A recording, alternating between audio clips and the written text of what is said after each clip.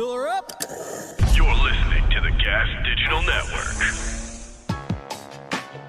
We need to roll back the state.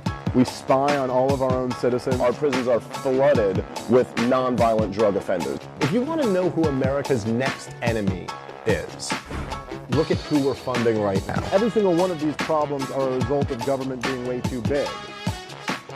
You're listening to Part of the Problem on the Gas Digital Network. Here's your host, Dave Smith. What's up? What the heck is up? Sorry for the profanity early in the show, everybody. Jiminy Crickets. It is the day after Super Bowl Sunday. It is the day of the Iowa caucuses. And I am the most consistent motherfucker you know or have ever known or will ever know. Eternally inconsistency, Dave Smith. And I'm joined by the fire, Robbie Bernstein, the king of the caucus. What's up, Rob? I'm excited to be here as always. Mondays are always a good day for me, refreshed from a nice weekend. Fresh, you got a nice glass of water in front of you. You're starting off right. You're on a new diet. No new diet, but, you know, who needs to drink on a Monday? I just like that every Monday you start off with all the hope in the world. That's right. Things are going to be different. We're going to change. You're like Obama in 2008. Everything is yes, we can. And then by Friday, you're Trump in 2016. That's what happens. Burn the week. whole thing down. You spend enough time at work, and it weighs on a man. Well, you know what might help you? Help you get over that is going on the road a little bit. And luckily, me and you are going on the road. Wow. We you are. mean it, Dave? Well, we're going to Boston this Friday, but that show's already sold out. So if you didn't get tickets already, you fucked up for eternity. You'll never fucking get another chance until we're back in Boston, probably sometime next year.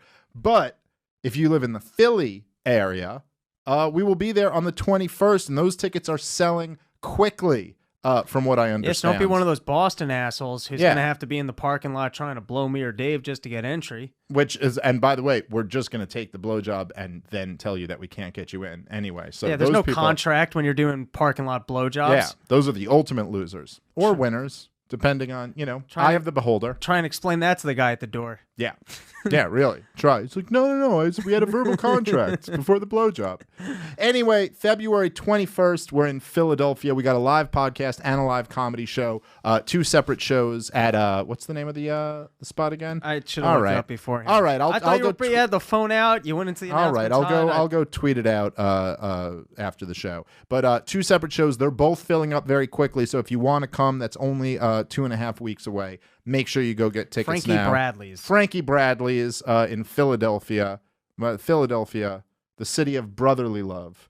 And I'm pretty sure that's not a black reference. I think it's just any brothers can love each other. Anyway, for more witty comedy like that, come on out, Philadelphia. I promise it will be better than that. I'm opening with that. That's my joke now. And then we're also going to be in Rochester. That's not till, when is that? That's in May. 2nd? May 2nd, we'll be out in Rochester. So if you want to, still plenty of tickets left for that. So go check that out. Of course, I'm also, by the way, I'm going to be on the Contra Cruise. That's later in the year. This year, if you want to come on the Contra Cruise, man, the most fucking fun time you'll ever have if you're a libertarian or a comedy fan. Come on out to the Contra Cruise. It's a lot of fun, sailing all around the Caribbean, I believe, this year. Tom Woods, Bob Murphy, I'm going to be there. Scott Horton's going to be there. Phil from All That Remains is coming this year, which is fucking awesome. I'm so excited to meet him and hang out with him. I went to an All That Remains show like fucking 5 years ago. Love those guys, and he's a big libertarian, so I'm excited to have him on the cruise this year as well. And we're doing a roast of me. Doing a roast of Dave Smith aboard the Contra Cruise. I agreed to do a roast with no other comedians present. That was my deal. Smart. Yeah, no, it's the best way to do it. Who's the dais? I think Tom Woods and Bob Murphy and all those guys. But now they're getting sneaky. Okay, see, I didn't realize this, but now they're like they're getting like roast jokes from audience members. So now there's like a lot of minds coming together. Yeah, they're gonna make it up on volume. That's sneaky. I didn't see that coming. Anyway, so all that good stuff, got a lot of stuff. 2020 is going to be a big year. And of course, tonight is the Iowa caucuses. The timing of our schedule is a little unfortunate. I believe people are just starting. I was going to say cast their votes, but I don't exactly understand how a caucus works. People are just starting to blow their horns and enter into different corners of the room or whatever these weird Iowans do. But the next episode will break down all the results of that. I'll tell you right now, I am predicting a big Bernie Sanders win. I just think he's got the momentum, and that's where it's going. Anyway, we'll get into some talk about politics and the state of everything. Did you watch the Super Bowl, Rob? Yes and no. I attended a Super Bowl gathering. I didn't watch like any of it though. Yeah? Yeah, it was mixed. It was boring. My nephew, like every time I sat down to watch it, he ran up like, "Here, throw me the baseball." And I wasn't gonna say no. So Throwing a baseball indoors, that's dangerous. we were doing it. My parents got a little bit of room in the kitchen. We were throwing around a baseball. We played a little hockey. All in the kitchen? All in the kitchen. Oh, good for you guys. Yeah, we had a good time. And I cooked up some ribs, dude. Some delicious ribs. Oh, yeah? Made your own ribs? Yeah. Up on the grill, I just threw some shawarma spices on it. It was a win. Last year I went to a Super Bowl party, and this year we just stayed at. Last year was actually, it was the first time me and my wife went out since she had the baby. Mm-hmm. Like the first time we both went out, and it was, it was a goddamn. I mean, it was a lot of fun. The Super Bowl party itself was a lot of fun, and it was fun to get out of the house. But the baby was staying with my mother-in-law, and my wife was still breastfeeding at the time. And she wouldn't, at the time, it's been basically a few weeks since she hasn't been, but so the baby's breastfeeding, and then she wouldn't take the bottle from my mother-in-law. And so my mother-in-law had to call us like a couple hours in, be like, sorry. "Hey, she won't take the bottle. You guys got to come That home." So we went for the first half and then came back. But even that was like, oh, it was nice to get out. This year we were just like, we got invited back to the same Super Bowl party. I was just like, you know what? We're good. Her mother couldn't come do the babysitting. Basically, our only babysitters are our mothers, my mother and her mother. And her mother couldn't come. And my sister, who also just had a baby, was up for the weekend. So my mother was helping out with my nephew. And she watched my daughter on Friday when I came in and did the podcast. And I just didn't want to ask her to babysit again because she had like kind of a stressful, not stressful, but just a lot week. So me and my wife and my daughter just hung out. That was our Super Bowl party. Yeah, what's better than staying in? It was so great. It was so great. My wife made wings. Yeah. That's it. Had some wings, some chips and guac. Kept it simple. Yeah, and it was just fucking great. Good game, by the way. Real good game. Congratulations to the Chiefs. I thought they played a hell of a game. I also appreciate the obvious Elizabeth Warren jokes that all just write themselves. What was Chiefs? Oh, Indians. okay, yeah. Get it? All She's a fake Indian. Took They're me the a Chiefs. second. Right. Okay, a lot of Twitter gold happening there the day before the Iowa caucuses for the Chiefs to win with Elizabeth Warren running and not. I like that doing Andy very Reid finally got his win. He's been standing on the sidelines looking like a fat pig for like 20 years. Yeah, well, And he finally. Andy Reid's not going to look like anything else than a fat pig. But you know what? I was happy for Andy Reid too, and I thought that he always got like a bum rap. I'll tell you this. As a hardcore Knick fan, my entire life, I always hated that. It's like this fucking look, and I get it. It's something about New York particularly, but just America in general. It's like we're like winners and everybody else, and that's it. You either win or you don't. And if you don't win, you fucking get labeled this thing. But I remember people would always be like, "Oh, Patrick Ewing never got the ring," and that's kind of like what defines him. And Patrick Ewing took the Knicks to a finals, and John Starks had a shot to win the finals. Like it was Game 6 against the Houston Rockets. We were down 2 points. He shoots a 3. Olajuwon got his tips on it at air balls. But if John Starks hits that shot, then the narrative on Patrick Ewing is he brought the ring to New York. But since John Starks missed that shot, the narrative on Patrick Ewing is he never got the ring. And I always thought that was so unfair. You're like, so it's like just one little shot goes different. But even more unfair than that would be like the knock on a coach for not doing. And people would knock Andy Reid for like, oh, he never won the Super Bowl ring. Or as a head coach, never won the Super Bowl ring. And you're like, I mean, he took the Eagles to 3 championship games in a row. They went to NFC championships 3 years in a row. Are you really going to knock him for not getting the Super Bowl? Like, it's not, at the end of the day, he can't make the play. Is it? And then he took him to a fucking Super Bowl.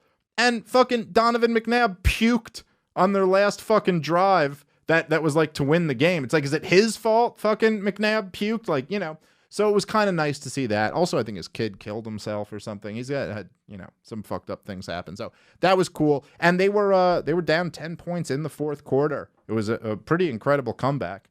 And, you know, Super Bowl isn't always a great competitive game. This one was. It was fun. 49ers haven't won since I was a kid. I'm pretty sure that's true. Fuck that city. Rich, a lot of homeless. Rich, poor. I hate them both. Hate the rich, hate the poor. it's sunny there. The true libertarian way. I hate everybody. Or the top, the bottom. I'm a middle guy. Yeah. Upper middle, preferably. Like, what do they have going on in Kansas? San Francisco's got a whole tech boom. You know, Kansas needs a little win. Well, you're making the same mistake the president did. It's the stadium is in Missouri. But the Kansas City is one of these tricky things. I've been to Kansas City to do comedy. It was years ago, but it's half of Kansas City is in Kansas and half is in Missouri. Well, I can't make sense out of that. Yeah, that's not a me problem. That's on them. No, I completely agree with you. It's not on you. And also, don't call yourself Kansas City then. Or at least, you know, call yourself something else. Call it Kansas, Missouri City or something. But they came back and won. So it was fucking fun game, entertaining game. Call yourself half Kansas. That even sounds cool. Half cans? Half cans. Oh, the half cans. Yeah. And this year's Super Bowl, the half cans Less take over in the fourth than quarter. The Chiefs. Yeah, it really is. Even when I did that 50s racist voice, it is less racist than the Chiefs. But hey, what are you going to do? Whenever that came about, I'm sure it was a compliment to Native Americans. So there was a lot of talk about the halftime show. A lot of Twitter was ablaze about the halftime show, and I get it. I get why it was. There were a lot of people talking about it. Did you watch the halftime show? I watched some of it on YouTube later, but I didn't stick around to watch it live. But I told you this before. My mom's there, my dad's there, my grandpa's sitting on the couch. I'm like, I'll go watch Filthy Slut Whores at home. Yeah, it's weird. Well, here's the funny thing, right? So I also did not watch the halftime show live. I was putting my daughter to bed during the halftime show. So I was putting the baby to sleep, and then I was like, you know, whatever. I don't really give a shit about the halftime show. I'm in it for the woke commercials. So I put the baby to sleep, and then I saw people on Twitter were like all going crazy about it. So today, during the day, I meant to like, oh, let me check this out and just see what everyone's talking about. And I was just scrolling through Facebook, and I saw someone had shared like a Jennifer Lopez fan page thing on it, and so I watched it. I mean, I didn't watch the whole thing. I skimmed through it a bit, but I watched, you know, a decent amount of it. And what was funny was even I started reading the comments because I was just kind of curious. Like, and this is even on a J-Lo fan page. I would say, just rough estimate, non-scientific, about 40% of the comments were people just being like, "This was really trashy and inappropriate." Like, it's just like kind of like, all right, J-Lo, like, do you have to be like fucking like, you're kind of like she was like grabbing her pussy at one point in the thing and just shaking her ass. And listen, I'm not even just trying to make the same basic conservative. You're a Christian conservative. Well, right, but I'm trying to be a unique Christian conservative. No, look, here's the truth. I do understand. Maybe it's just my age or being a father now or whatever. I don't know, but I do understand where people go like, could you not, like, this is something I watch with my kids. There's kids in the stands. Can we just not make this such a sexualized thing? You know, like, even if you're not like against, like, can we just compartmentalize it a little bit? Can it not be in this thing that draws a lot of kids to watch it? You know, I'm very sympathetic to that argument. And, you know, my daughter's only 1 year old, so it's 1 year. I don't think you can say years at one. She's a 1-year-old. And so it's not something I really have to worry about yet for my own situation, but I do start to think about that down there. And I'd rather, you know, shield her from things like that for as long as possible. I certainly understand why people feel that way. Even if you don't think like, even if you don't hate the sexualized culture and things like that, can you at least kind of say, yeah, you know, maybe things don't need to like. Yeah. Maybe it doesn't need to be on primetime TV in a kind of thing that is supposed to be suitable for all audiences. Can't we just be a good family watching grown men develop CTE concussions and not have to deal with women shaking their asses in our face? Isn't that the Christian conservative way? You tell me. No, I feel the same way. I want to see dudes in spandex be violent towards each other. That's what I tuned in for. Wholesome fun. I also love that at the beginning when it was like they had the kids there for 100 more years, and I was like, of kids getting horrible injuries. Yeah. Well, that's, I mean.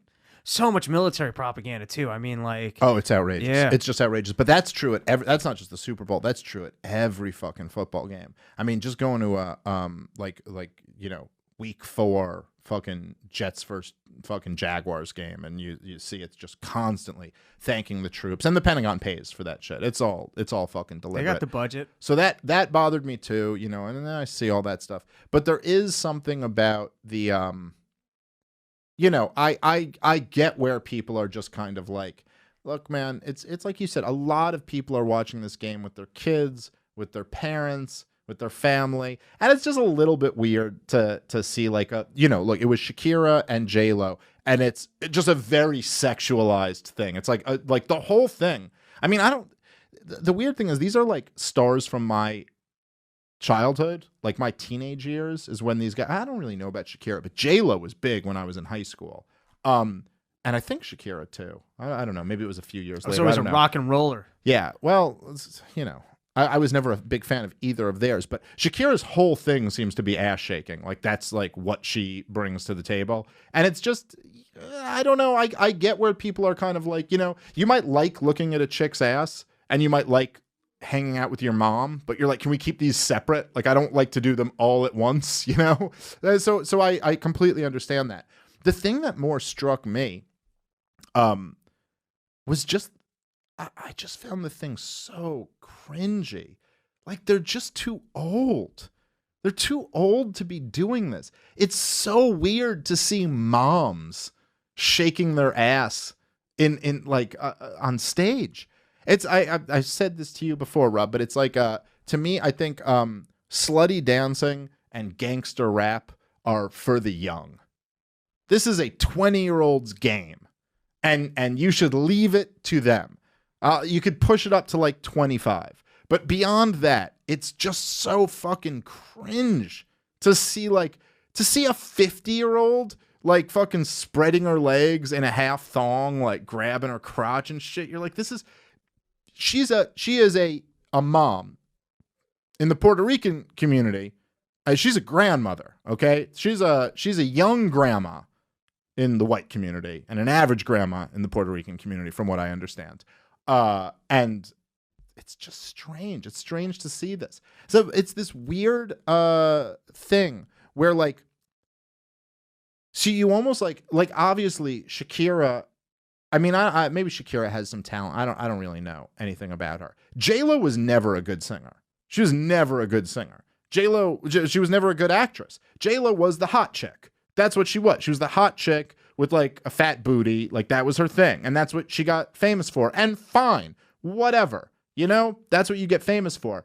But then there's this weird cultural dynamic where because she got famous for that and something about the culture of America that we live in, it's like we have to keep pretending that like, oh, and she's still hot. And there's almost like some virtue points in that, being like, oh, she looks great for 50. It's like, yeah, I guess, but she doesn't look like she used to. And why are we pretending she does? Like, just can she move on? Or if you're still going to be performing, at least like grow up with it a little bit. Listen, and it's not like even a fucking man-woman thing. That's why I mentioned the gangster rap thing. I find the same thing when I've seen like gangster rappers performing like later in life. Like even when they're performing their old songs. I don't know, if I see Mick Jagger and he ain't moving his hips, I'm out of that concert. Yeah, I'll grant you that one. Mick Jagger I kind of feel differently about. But there's something about like I've seen like Dr. Dre or someone like that, like in concert. I mean, not live, but just like seeing a video of them in concert, and they're still doing their old songs. And there's just something about like a 50-year-old talking about like fuck the police or something like that. You're like you this need is- them. You got to protect your Beats wealth, buddy. Yeah, this is lame. Like, it just seems lame. This is like cool for a rebellious 17-year-old to listen to, but you're 50. Like, you're too old to be that kid's dad. So just stop. Maybe not too old, but you're the age to be that kid's dad. It just feels so lame, and it makes you you cringe inside a little bit. And I just, I felt that a lot watching the halftime show. It was like, this is so weird and uncomfortable. And you would think, like, I don't know, you would assume that with the halftime show of a Super Bowl, you'd be like, well, look, this is the biggest event. It's basically the national religion. We're all watching this thing. So you'd want something that's not going to just play to the left or the right or the middle or whatever. You want something that like everybody could just enjoy. To everyone. Well, yeah, but no, really, whore. but not this. This really doesn't. And it just seems so weirdly like forced and in people's faces. I guess it gives everyone hope that they can age well, I'd still bone both of them. Maybe. Well, it pissed a lot of people off. But I guess it generated controversy, and that's what they're for. All right, let's take a moment and thank our sponsor for today's show, which is Circle CPA. Look, tax season is coming up. That's why I need to tell you about Circle CPA. It's run by libertarians who want to help you keep more of your money. 3/4 of Americans overpay their taxes. Circle CPA wants to put an end to that. Most people don't understand how to use deductions. No one wants to make a mistake and have the IRS come knocking. That's why it's worthwhile to let an expert handle your taxes for you. It's a great feeling when you're done with your taxes and you know that you're good. This has been handled by an expert.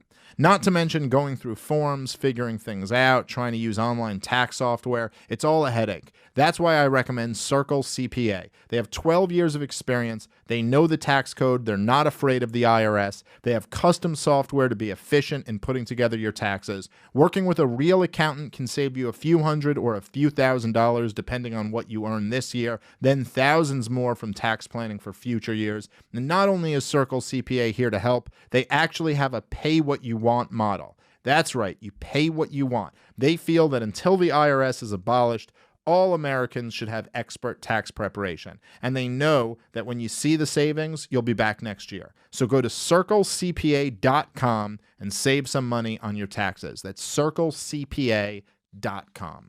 All right, let's get back into the show.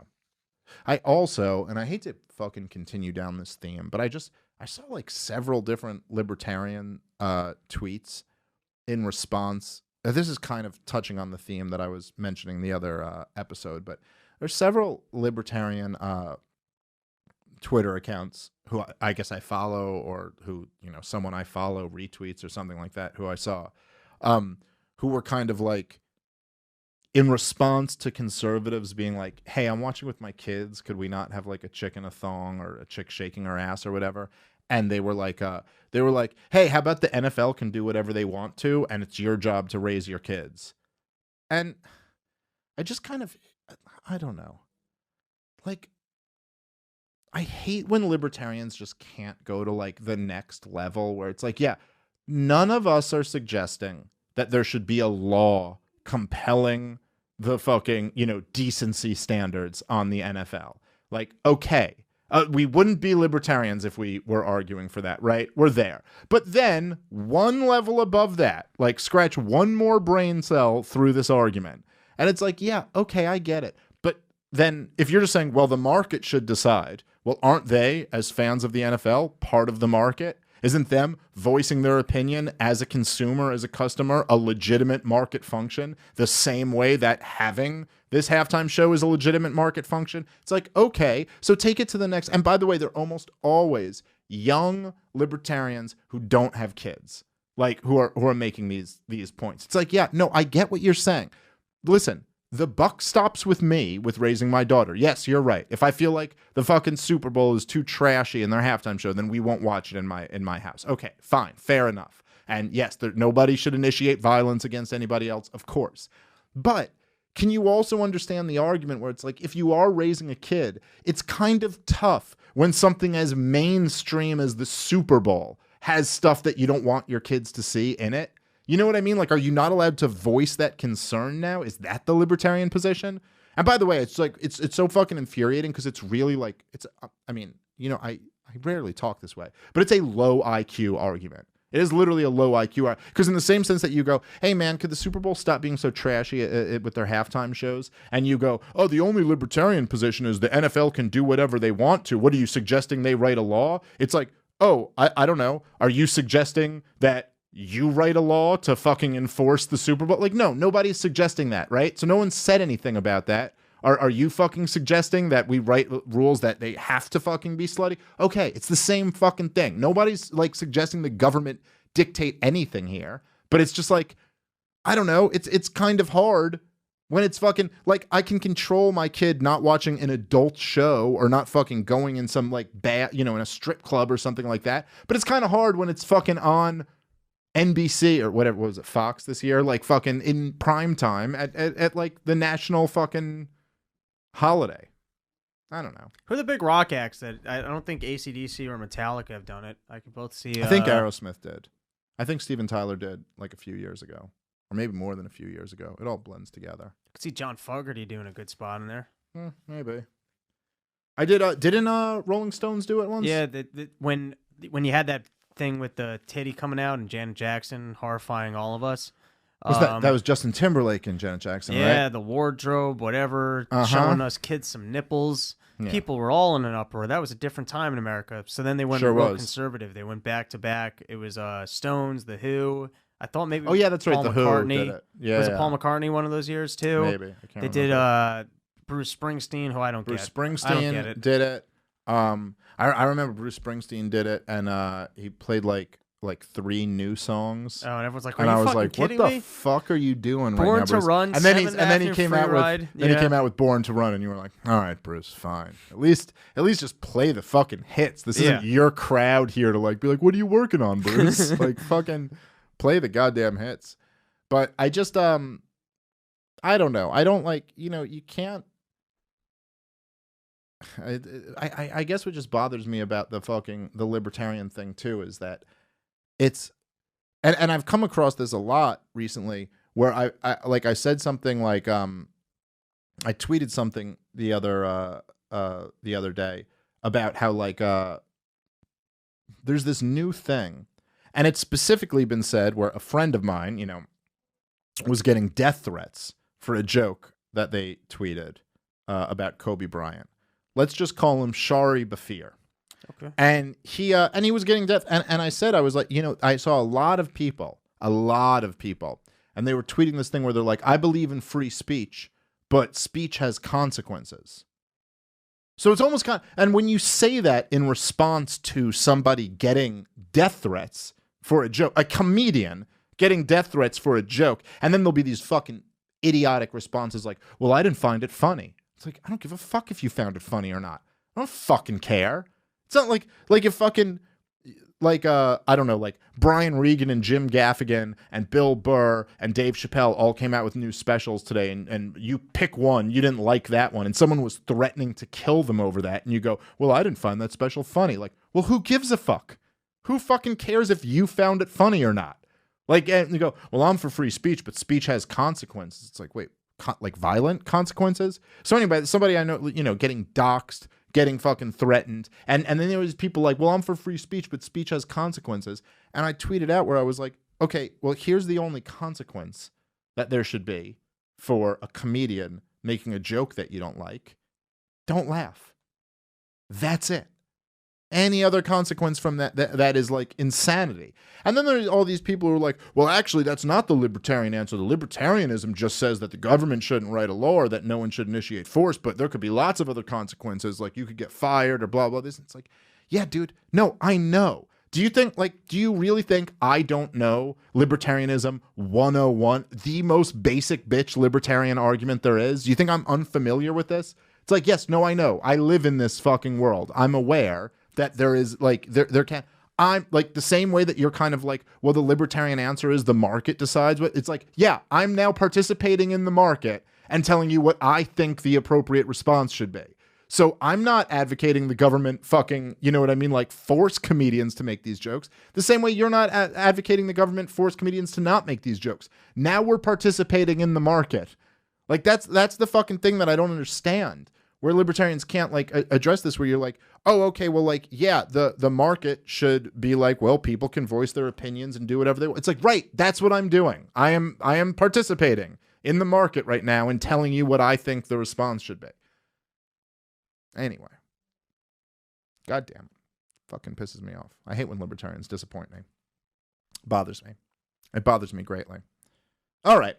Anyway, so I'm a little, I don't want to talk too much about Iowa on this podcast, because basically about as soon as we're done with this podcast, they're going to come out and announce the winner. I'm thinking it's going to be Bernie. That seems to be where he seems to be the guy surging at the end, which is usually a pretty good sign. And man, he's fucking drawing big crowds, dude. He had a fucking rally there the other day. There had to be 20, 30,000 people, somewhere in that range. And Joe Biden had a rally in a middle school fucking gym with like 600 people. Just wants to get close to those kids.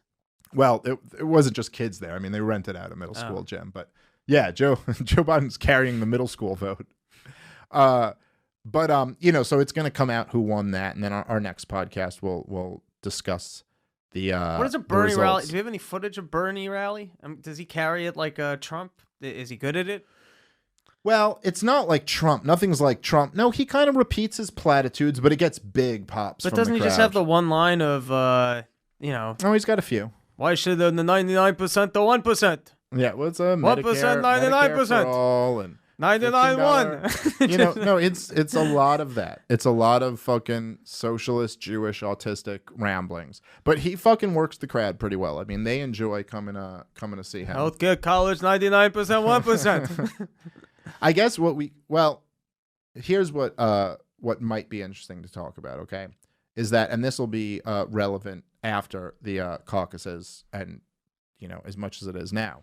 But it does seem to me like, I mean, we've been talking about this for months and months and months now, like for a long time. And it's really funny because one of the major themes of the Donald Trump presidency has not just, you know, it's not just about Donald Trump, which is almost like the first most obvious thing. It's like, you know, and that's where so many people get stuck in the most obvious thing about Donald Trump. And that's kind of like what a lot of the mainstream media has been stuck in, where it's kind of like, you know, like if you turn on CNN, you know, or something like that, you watch like Brian Stelter's show, they're still just like, Donald Trump plays fast and loose with the facts. And you're like, yes, we know. We picked up on that like day one. Like by the third day of his candidacy, that should have been old news. But you're still like, and he's just all concerned with himself. And you're like, yes, that is true. But the more interesting conversation is like what this says about where the country is at, what this says about like why people gravitated to him so much and why people hate him so much. Like, what is it that they hate so much? And one of the more interesting things has been the effect. This is what people call Trump derangement syndrome, but the effect that Donald Trump has on those who loathe him and oppose him. And it kind of drives them crazy. And sometimes they're driven so crazy that they can't see the obvious facts right in front of them. And for months and months, we've been talking about like the thing that is interesting is that, holy shit, the Democrats have this fucking huge field and not a one of them are going to be able to beat Donald Trump. Like, you just go through the list and you're like, holy shit, you're telling me right now that your field consists of like an 80-year-old socialist who just had a heart attack and he's the guy with the energy? And then you've got a 79-year-old ex-vice president, ex-senator who sounds more like a 95-year-old ex-vice president, ex-senator who doesn't know what fucking state he's in, who's fucking weird and goes off on these tangents and can't deal with tough questions and all this shit. And then you've got a fake Native American and a tiny gay mayor of the fourth biggest city in Indiana. This is who you've got against him? And we were saying like right away, you're like, just go through the list of them. There's a reason like every one of them, it's like something that just makes them impossible. And it does seem like over the last week or so, like they were blinded to this the whole time, the mainstream, the establishment, because they're just kind of like, well, Trump is so bad. We have to defeat him. And look, he's being impeached. And now, little by little, it's almost like you see them starting to realize this. And what's happened is that Iowa is fast approaching. It's literally underway as we're recording this. And the impeachment is fastly fading into what we kind of all knew it would. I mean, they made closing arguments today for the impeachment. And this is just, I mean, I listened to some of the closing arguments. It's just such a strong case that the fucking, that Trump's lawyers were making. Like, as I always disclaim, I'm no fan of Donald Trump. I'm not a Republican. I've literally never voted for a Republican aside from fucking in the primaries for Ron Paul. It's the only Republican I've ever voted for in my fucking life. And I don't, and I've ever supported. I'm no Republican. I don't like the Republicans. But you just listen to their arguments. It's such a fucking slam dunk of a fucking case where you're just like, this is just not an impeachable offense. I don't know what to tell you. It's like, it's basically a policy disagreement that you have.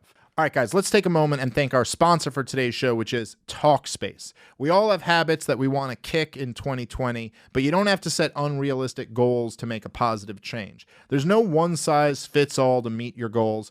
If you want a sustainable way to make lasting change, try Talkspace. It's the most convenient and affordable way to get the support of a licensed therapist. You match with one of 5,000 therapists based on your preferences from the privacy of your computer or your mobile device. Start messaging with your therapist the very same day via text, audio, picture, or video. Your therapist will provide ongoing guidance and support so you can see concrete change at your own pace. Real, lasting change is all about small, sustainable shifts over time.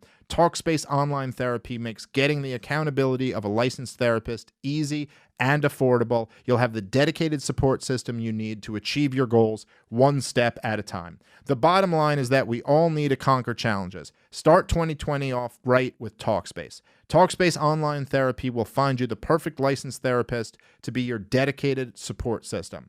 Don't wait for another year to go by. No matter what 2019 was like, set yourself up for success in 2020. Match with your perfect therapist at Talkspace.com or download the mobile app. And don't forget to use our promo code PROBLEM for $100 off your first month. That's Talkspace.com. The promo code is PROBLEM for $100 off your first month. This is a great way to make therapy more accessible, more affordable, can really help you out in your life. So Talkspace.com, promo code PROBLEM. All right, let's get back into the show. Anyway, so the impeachment, it's just becoming very clear. The window for witnesses to be called is over. That's not going to happen. No Republicans are going to be able to. They won't be able to save their fucking jobs if they turn on Trump now and vote. So Trump's going to get off. So impeachment isn't happening, and we're moving into Iowa, and holy shit, it looks like Bernie Sanders is going to win Iowa. And even if Joe Biden or somebody else ends up winning, they're going to limp into this. And now it's almost as if the fucking haze is parting a little bit, and some people in the fucking Democrat establishment corporate press are starting to see the disaster that's been so obviously in front of them that a couple idiot comedians like me and you could just fucking see for months. Like, this is obviously going to be a very dangerous situation for you guys, where you think, because it also is, you know, for the corporate press and the Democratic establishment to be vindicated, they don't just have to eke out a victory against Donald Trump. They have to have like a landslide. Like, they have to have something. I mean, these are the people who put all of their chips into the center of the table on Donald Trump will never get elected. If Donald Trump gets elected, it will be a disaster. There'll be a stock market crash. I mean, like, major figures. You know what I mean? Paul Krugman predicted this. All these people who are like their guys. These are the people you're supposed to trust. And they tell you Donald Trump will never get elected. And if he does, it'll be a fucking stock market crash the first year. And also he'll be impeached. And also he's colluding with the Russians. And one after another, all of these things just fades away. Like, it's all bullshit. And even the simple-minded, and I put myself in that category, to even the simple people, we can look at this and go, hey, you guys sure do seem to be wrong about everything. About everything. So they need something big. And if they get into this, and now they're starting to realize, like, wow, not only are we not getting something big here, we might actually lose. And you're going to see, man, if Donald Trump getting reelected is like fucking game over for a lot of these people. What happens if Trump gets elected? Because they really bogged down his entire, first 4 years. It was Russia collusion followed by impeachment. That's been the last 4 years. That's all we've heard about in this country. That's been all the news. That's it. That's been everything. Will they actually let up and let him kind of do 4 years, or will it be a whole nother round of? My guess is they double down on the crazy. Well, is there a possibility? And I don't mean this just in the political level or the media level. I mean the person who's the anti-Trump left-winger. I think, when you saw people having meltdowns after Trump beat Hillary Clinton, I think it's going to get crazier and dumber than we could have possibly imagined. I think it's going to be Russia interfered again. The country is just that racist again. Maybe some next thing that we're not even fucking aware of that'll be the next. I think that they have so dug their heels into denying reality that there is going to be no fucking it's like, I'm trying to think of a fucking analogy, and you guys know I'm not good at these, but it's like if you're caught in a lie and you swear to God and then you swear on your 5 children's lives and then you swear more, and then it's like now you're at a point where you just can't admit it. Like you've almost painted yourself into a corner where now I can't just go, I'm sorry, I was full of shit. You know what I mean? You just can't. And I feel like that's how, on every level, they're just like, well, this whole thing comes tumbling down if I admit it. So I'm just going to fucking stay the course. And then when is, I guess how many, I don't know when the next Senate cycle is, but how many Senate seats would they need to flip to just have a majority and impeach him? Because if they have a majority, they'll just out him. Well, a Senate term is six years, I believe, and so there's going to be a whole bunch of senators that are up for so it's so interesting for election now. No, the GOP needs to the GOP needs to get Donald Trump reelected, and they need to keep the Senate at a bare minimum. That's the other thing that's so funny about the impeachment thing is that I'm just projecting every local election is going to be basically a conversation of, do you want to get rid of Trump or do you want to keep Trump? Which is almost even less representative democracy, where your local people aren't even going to be running on, hey, here's what I can do for you locally. It's all going to be, hey, you vote for them, they're going to unseat the guy that you want up there. Well, the Senate elections aren't really local elections, right? They're statewide elections. But I mean, in representing your state, for the House, certainly they're more local. But I think that you're correct in the sense that national politics, especially since Trump, and it's been getting worse and worse my whole life, but Trump's like the apex so far, are there, national politics sucks all the air out of the room. That's really what people care about. Yeah, we like the big game. Yeah, that's it. And look, I mean, I'm guilty of that to some degree too. I know there's a lot of libertarians who make the argument to focus on local elections where you can make more of a difference.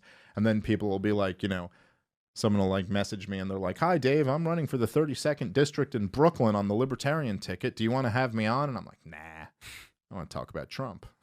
So I'm as guilty as anyone. But anyway, to the one thing that this has been blowing up, it's trending on Twitter, was Chris Matthews, who is he's like the MSNBC old guard at this point. He's not the Rachel Maddow, Chris Hayes kind of, uber progressive new guard. He's the kind of old, supposed to be there for some credibility, but has always been not so much a left winger or a progressive. I would describe Chris Matthews as simply a bootlicker, a guy who just sucks up to authority, unlike anybody else. But he'll tell you he was against the war in Iraq, but if you actually go back and look at any of the tapes, he was always praising George W. Bush and what a great leader he was, and how and he there's actually this really fucking amazing clip. Oh, maybe you could even see if you can find this, Bryant. You may not be able to find this. I don't even know if it's up anymore. But if you Google Phil Donahue, Chris Matthews, see what comes up on that, because there's this really great clip where Phil Donahue called out Chris Matthews. This is years ago. This is back in the 90s. But see, Phil Donahue, Chris Matthews. No, it's actually Hold on, go to YouTube and pull it up. Let me see if the video's there. Sorry, I just want to see if we can find this. If not, I'll just describe to you guys what happened. But if we can find this was like a fucking amazing clip. It was back from the very beginning of MSNBC, and Phil Donahue was like, he's a goofy guy and has a lot of weird left-wing leanings, but he was really, really anti-war. And I believe he got booted off MSNBC for that. Phil Donahue, Chris Matthews, and then put in MSNBC. See if that fucking brings anything up. I don't fucking know if this is even on YouTube anymore. Go down a little bit. Keep going. Let me see if I can fucking... Wait, hold on. Stop for a second. Go up a little. Phil Donahue. Keep going down. Keep going down. Fuck. Hold on. That one right there. Up. Phil Donahue. Nah. Fuck. All right. Can't find it. So anyway, there's this old clip on MSNBC, and Phil Donahue just calls out Chris Matthews for being a bootlicker. And it was amazing. But he did it in a nice way. But he's like, you know what your problem is, Chris? He's like, you're friends with all these guys, and you look up to them. And Chris is like, what are you talking about? He's like, you go to all the parties, you hang out with all these politicians, and I know you admire all of them. And he's like, well, yeah, I mean, some of them are really courageous, great people. And he's like, yeah, see, you shouldn't, like, if you're a journalist, you shouldn't hang out with these guys. Like, you're supposed to be separated from them. Anyway, it's a great clip. If any of you guys can find it there, fucking tweet it at me or post it at me on Facebook. So here's Chris Matthews, big Obama supporter. And just a Democrat, no question. Like, Trump has to be beat. And this was him this morning on Morning Joe. I thought it was an interesting clip. It's trending on Twitter, so let's play it. My thoughts, I'm not happy. I'm not happy with this field. I think they got to find a candidate for president. They could be. There we go. I think the camera works slow. All right. And you don't think anybody in this field I'm can looking. beat Trump? I'm still looking. Still looking. What's the problem? Obvious problems. They're all problems. Bernie Sanders is not going to be president of the United States. Okay? I went back to the 72 race. I was a young volunteer for the DNC. I was working for a senator from Utah at the time. I've got to tell you, it feels a lot like it. A lot of giddiness, a lot of excitement, a thrill about this guy. You're saying a lot like McGovern? Well, exactly, because he was very excited. He excited the party completely, blew away a really good candidate like Muskie, a really good guy, blew him right out of the water because he had some issues. Now, analytically, I think a couple things have happened. One is Warren was riding high. I thought she was going to sweep through everything. I should first too easily and just keep going. She was the one candidate I thought could do that. What happened? She got a lot of scrutiny. You don't want a lot of scrutiny, and she got a lot of it. Does this stuff add up? The Medicare for all, the free college, all that stuff got killed. And guess who's going to get it now? Bernie's going to get it now. Bernie's going to ride high, and he's finally going to get scrutiny about his whole life, his ideology, his whole life, who did he root for all his life. Who is this guy ideologically? It's not just the nice, good stuff like health care.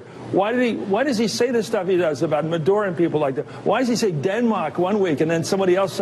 I mean, people got to figure out who the guy is. Yeah. I think I know, because I've dealt with these guys most of my adult life. They're usually the guys at the card tables at an anti-war rally. There'll be there some old guy with some old literature from this socialist party or that, trying to sell it, trying to latch on to the anti-war movement.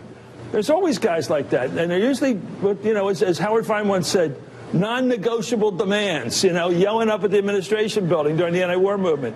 I know them, but I think the country's going to get to know them. I think we got a problem. We'll see. But, nobody's going to say it tonight. They're all going to be cheering. Good old Bernie. I think he's going to win big tonight. Real big. So I thought that was an interesting comment, that this is kind of like the center MSNBC guy. So that's still pretty far Democrat. But he's even sitting there and he's going, holy shit, none of these guys can beat Donald Trump. And Bernie Sanders is going to win tonight. And, and I think to some degree he's right about the idea that Bernie Sanders hasn't really faced the scrutiny that he's going to in a general election. And it's a pretty obvious reason why. And this is because Bernie Sanders brings energy and young people to the Democratic Party in a way that nobody else has. This is true in 2016 and it's true in 2020. And so if you're anybody else in the Democratic primary, well, what do you want? You want Bernie Sanders to enthusiastically endorse you and give you all as much of that energy and those young people as possible. So you can't be too harsh with him. You got to kind of take this kid gloves approach. And that's going to change if he actually fucking wins this thing. And he's starting to realize that that's going to be tough. And it seems like even your center news people who are in the leftist propaganda game are going to attack a socialist for being a socialist. Yeah. So a lot of like that mainstream Democratic Party is just going to go, man, do I hate Trump, but I do not want a full-fledged socialist. Well, and the other factor, and I'm sure in a lot of ways, a lot of Democratic socialists would take this just as a feather in the cap of Bernie Sanders. But the truth is that the Democratic Party and Joe Biden and really like Hillary Clinton and people like that get the overwhelming amount of corporate support, billionaire support, multimillionaire support. Those guys support the Democrats. I mean, this is something that changed, by the way, in my lifetimes. That the Democrats became the party of the super rich. This was not always true. The Republicans were the fucking, like, they absolutely were the country club party for a long time. But now, in this age of, like, woke capitalism, all these big companies, I mean, really huge companies. Look at the 2016 election. Who was the candidate that Goldman Sachs was supporting? Hillary Clinton. Who was the candidate that Google was supporting? Hillary Clinton. Who does Amazon like? Hillary Clinton. I mean, you can go down the list of these huge billion-dollar multinational fucking companies that support the Democrats. Now, that's all fine and good when they're just spouting some woke ideology or, bashing white men or promising more diversity or like any of these fucking meaningless platitudes that they just throw out there. But if you're talking about a real ideological socialist who they're afraid is going to actually try to confiscate their wealth, I might go, holy shit, I'll take this fucking, maniac billionaire who's talking about corporate tax cuts before I'll fucking take this guy. Because that's a little bit scary that he actually might inspire some pitchforks to come out against you. Now, I'm sure people on the left, that's just that much more of a reason why you have to support Bernie Sanders. But even you guys could probably see where, practically speaking, this might be a little bit of a problem.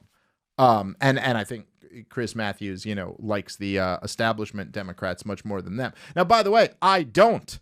I gotta say, I'd be lying if I said I wasn't kind of rooting for Bernie Sanders to win this thing tonight. And just because if nothing else, I fucking hate the Democratic establishment. I have a lot of problems with Bernie Sanders. I will, believe me, if he wins the nomination, you will hear me criticizing Bernie Sanders quite a bit over the next 6 months. All right, guys, let's take a break and thank our sponsor for today's show, which is Sheath Underwear. Sheath uses moisture-wicking technology to create underwear that keeps everything breathable and incredibly comfortable for you downstairs. Sheath Smart Underwear comes in a number of different styles, including a brief with a dual pouch that makes your balls feel like they're floating on a cloud while you work out or you're just walking around somewhere hot. Sheath Underwear was invented by a soldier while serving in Iraq, a war we never should have been in, but whatever, you can imagine, it's hot. So it's a good place to invent some cooling underwear. He developed the prototype in Iraq and raised money on Kickstarter to launch Sheath. And now they're right here supporting our show. Please support our sponsors because our sponsors keep this show going. Support Sheath and they'll support you where it counts, downstairs. Bottom line, Sheath creates amazing underwear, and if you don't love them, they have a 100% money-back guarantee off your first pair. Plus, they have an amazing line of underwear for women, too. So go get your new favorite pair of underwear by going to sheathunderwear.com. Use promo code PROBLEM20, and they'll give you 20% off your order. They ship anywhere in the world. Once more, that's sheathunderwear.com, SHEATH underwear.com. Promo code PROBLEM20 for 20% off. All right, where were we? Look, the fucking Democratic establishment, I'm still me. And they got fucking 1 million dead Iraqis' blood on their hands. So they are my enemy, and anybody who fucking scares the shit out of them wins a little bit of sympathy in my heart. So, and I kind of root for, I just think America would be way better off if we had 4 or 5 political parties rather than 2. And that could be what ends up coming out of a Bernie Sanders nomination, and maybe that would be much better in some ways. But it's interesting to see Chris Matthews finally starting to realize this now. But again, like, this is just how blind these guys are and how much they're supposed to be the experts, that even Chris Matthews is sitting there telling you, he's going, I thought Elizabeth Warren was riding high and she was just going to sweep this whole thing. Whereas, like, me and you could look at this and go, of course she's not going to. Of course not. Like, you're so, and I get it in a way where it's like, you have an advantage when you're living in the second floor rather than the penthouse. It's easier to know what's going on the street. And that's kind of the advantage that we have. That it's just easier. You know, we just have to walk down one flight of stairs and go, so what's going on? Okay, what's the feeling here? And it's like, no, Elizabeth Warren was never going to. And what Chris Matthews is absolutely wrong about is that the problem is that Elizabeth Warren suffered so much scrutiny that's why her plan fell apart, because people really started being like, this plan doesn't add up. It's not even it. It's really not even it. It's just that Elizabeth Warren started promising the fucking universe, and the people who were like that, it was like, well, then we might as well just go with Bernie Sanders. And Elizabeth Warren is an uncharismatic, cold, awkward, nasty fucking woman. And people fucking didn't want to latch on to her. I really think it's as simple as that. And she sold her whole thing off. I'm the one with the plan. And then she released this big healthcare plan that was insane. And then she took it back a week later. And really after that, her campaign never recovered. It was just like, but no one really took the gloves off with Elizabeth Warren. The truth is, no one has taken the gloves off with any of them. Even Donald Trump, which I think is kind of brilliant on his part. Say whatever you will about Donald Trump. He's kind of fucking got a brilliant fucking instinct for this politics thing. And everybody should be willing to admit that. Anybody who fucking dipped their toes in politics and on the first try became president of the United States, you'd probably have to admit that he's got something. Like, he's kind of good at this. And what Donald Trump has done is he's sitting back, he's throwing out a nickname here or there. What was it, like, he threw out a thing about Mike Bloomberg. It's like Mini Mike or something about him being short. A little thing like that, short. And that's little by little just throwing out these insults. But he hasn't really taken the gloves off because he's saving that shit. He's saving that shit. But you're going to have to deal with this all day long. And if Elizabeth Warren had ever actually, gotten the nomination, which is not going to happen, but he would have hit her with this Native American thing every single fucking day throughout the general election. And this would bury her. Because I'm sorry to any normal person, that's really, really weird. It's really, really weird to be a fake Indian. I don't, does that really need much more explanation than that? It's weird. It's very, very weird for a fucking white woman to be listed as Harvard's first female professor of color, to write a recipe in a fucking Native American cookbook, which she plagiarized. She also lied about being pregnant and getting fired, lied about her kids going to public school, lied about fucking her father's job, like all this shit. This is all, and this is going to come up all the time. And so now you've got either Bernie Sanders or Joe Biden, who's going to be the nominee. Or I suppose you could say there's an outside shot that Mike Bloomberg's going to be it. But I have a tough time buying that. Did you see the Mike Bloomberg Super Bowl ads? No, I saw the one with the ice cream. The I like ice cream. Like big gay ice cream. It was we're gonna be better. He had it was like there was nothing. It was really interesting to see because Mike Bloomberg has taken this path in what is listen, I understand people can say, well, Donald Trump was a billionaire, and he came in, but Donald Trump was a billionaire who played a very specific game. He was kind of cheap too. He didn't spend a lot of his own money on his campaign. No, I mean, he spent almost none of his own money on it, you know? Bloomberg and doesn't give a also, shit, dude. he played a populist hand. Mm-hmm. He played, you know, he went out there and was like, look, this whole establishment isn't working for you, and I'm going to work for you. I'm going to bring your jobs back. I'm going to close the borders. We're not going to fight these stupid wars. I'm going to make trade deals that work for you. And even when they would throw, well, you're a New York billionaire. He's like, yeah, that's how, and I know exactly how rigged the system is against you. And he'd throw on this cap and look like he looked the part. He just felt like a guy, even though he's a billionaire. Donald Trump is like a billionaire in the style that your average Rust Belt guy, if he just won $1 billion tomorrow, would live. You know what I mean? Like if your average fucking Rust Belt voter just got $5 billion, he'd be like, well, I'm going to get me a fucking model wife with fake tits. I want everything gold. You know, I want, like, it was just that type of like that billionaire, like almost a billionaire who didn't know what to do with didn't, I say know what to do. Wasn't like old money. He didn't have this old money feeling. Bloomberg feels more like what Bloomberg is, where he's like turning away sushi from a chef who brings it out on a fucking silver platter. And he's like, no, this isn't the sushi I ordered. You're like, that's just the feeling. And I think most people kind of just know what I'm getting at. Michael Bloomberg is like, I'm not going to go to any of these fucking debates. I'm not going to face the American people or defend my platform or really lay out a platform. So I'm just going to buy a whole bunch of Super Bowl commercials. And the fucking slogan was something like, Mike can get it done. Just vague, nothing. What, do you take really a Viagra? there. That's Yeah. what that sounds like. Yeah, it was so like, and the truth is that he really, I mean,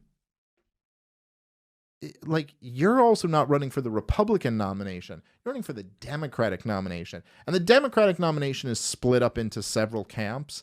But between the socialist camp, the uber progressive camp, the woke intersectional camp, that's about 70% of them, at least. And to then just say there's going to be this fucking white to them. I know, right-wing people. He's Jewish. But to the And gay. Democrats, this fucking... They should love that guy. Well, but not openly gay. I can get it done. But not gay in the way they like. Not in the mayor butt stuff way. In the fucking closeted, I go to some fucking, dungeon parties with other No, billionaires. he for sure gets spanked. That's his thing. Well, yes. Listen, you're undeniably right. You're just stating facts. But I'm saying they don't know this. And to just be like, I'm a billionaire who's going to buy this thing, it's just, that's not going to float. The only thing he can do is play spoiler to Joe Biden. So it's him. So it's really either going to be, is it Joe Biden, who Donald Trump is just going to hammer about his corruption every day, all day, or Bernie Sanders, who he's going to get to really, as Chris Matthews said, we're going to take the gloves off. And I think the truth is that I think so many of Bernie Sanders supporters even don't know about the underbelly of the socialism thing. Like, I know, it's so many of them are still caught in and I see it all the time. I mean, I talk to them, I see them on Twitter, I see all of these things. It's just like, well, yeah, obviously, don't you want healthcare? What are you, a bad guy? And I know that because I was a former lefty. I know that mindset of course. What, tax billionaires and give it to poor people? Are you for billionaires more than poor people? So you're really... And then they think that of you. Like, they project that onto you. Like, there couldn't be anything deeper here. So obviously, your ideology is that some rich guy should have a 15th car before this guy can heat his home? Like, what type of monster are you? So of course they think, But it's like, no, you don't fucking get it. Like, you don't really know how...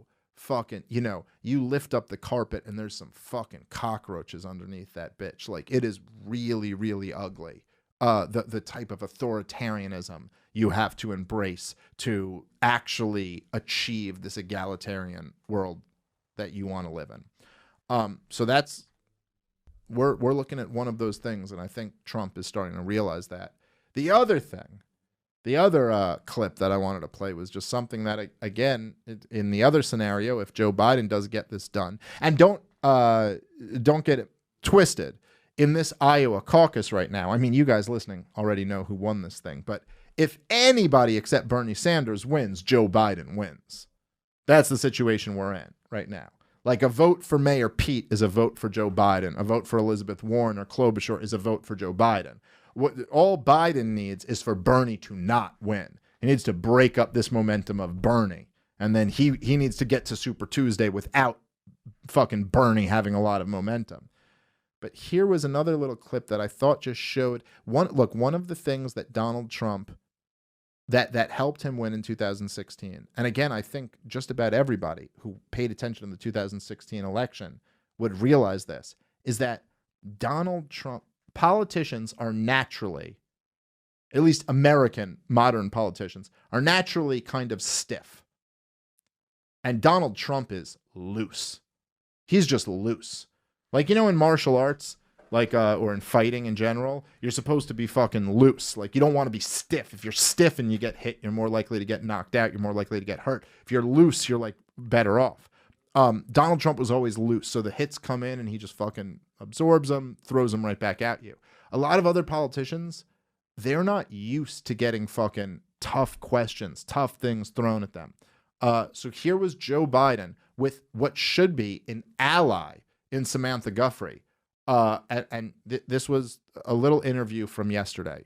Let's play the clip. Who's going to be able to go in and help Democrats win back the Senate? Has it occurred to you that there's a certain irony here, that here the president is accused of and has acknowledged wanting to get information about your son Hunter and his dealings with Ukraine, and this process of impeachment has ensured that everyone knows about Hunter's dealings with Ukraine? That's a good thing, and no one's found anything wrong with his dealings with Ukraine except they say it sets a bad image. Would you agree that it sets a bad image? And my son said that. Do you think it was wrong for him to take that position, knowing that it was really because that company wanted access to you? Well, that's not true. You're saying things you do not know what you're talking about. No one said that. Who said that? Don't you think that it's just one of those things where people think, well, that seems kind of sleazy. Why would he have that job if not for who his father was? Because he's a very bright guy. I guess the question I'm kind of asking is, was it right? His appearance. Yeah. Yeah. Well, he said he regretted having done it. Yeah. Speaks for himself. He's a grown man. You going to predict a win tomorrow night? I don't predict wins because I'm superstitious, but I predict we'll do very well. All right. So this is Joe Biden's go-to defense, which is really just, pathetic. I couldn't think of anything more pathetic, and this is about the third or fourth time that I've heard him say that. I think it's maybe the third time we've played him saying that on the show. And his defense is, nobody is saying that. So she says, Samantha Guthrie says, well, they were just hiring him to get access to you. And he goes, nobody's saying that. Well, she just said it, and here I'm saying it. So there's one more. So we got two. So your defense of nobody's saying that is already demonstrably false. So and by the way, if you check Twitter, a few more people than just the two of us are saying it. Like, everybody's saying this, Joe Biden. This is the criticism of you. It's like, it's as ridiculous as if Trump, they said, people are saying you're a bad president. He goes, nobody's saying that. It's like millions of people are saying this. Okay? But that's what he's going with. Nobody's saying that. You don't know what you're talking about. But yes, the appearance was bad. Well, was the appearance bad? Well, that's what my son said. He's a man. He can speak for himself. It's like, are you a man? Can you speak for yourself? What do you say?